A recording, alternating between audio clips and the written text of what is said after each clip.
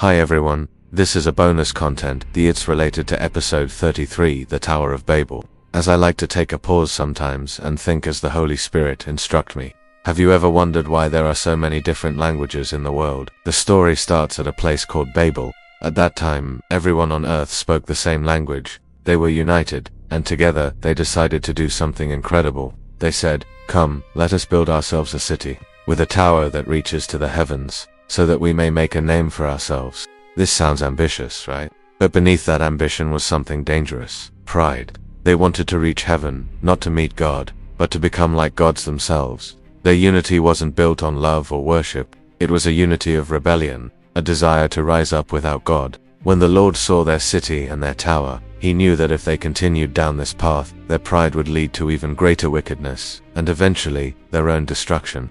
So God said, "Come, let us go down and confuse their language, so they will not understand each other." Now, this might sound harsh. Why would a loving God cause confusion?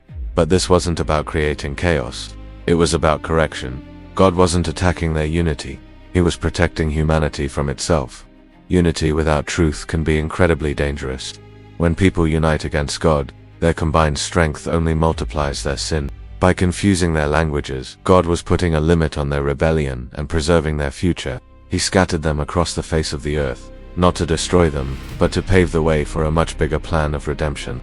From these scattered nations, God would eventually call a man named Abram, and it was through Abram's family line that all the nations of the world would one day be blessed and reunited through Jesus Christ. So, the confusion at Babel was really a divine pause. God divided humanity to humble their pride, but his ultimate plan was always to bring them back together, and this is where the story gets beautiful. Fast forward to the book of Acts. On the day of Pentecost, the Holy Spirit came upon the disciples, and they began to speak in all different languages, and miraculously, everyone could understand them. Think about that. At Babel, language was used to divide people, but at Pentecost, language, through the power of the Spirit, was used to unite them. What God scattered in judgment, he reunited in grace.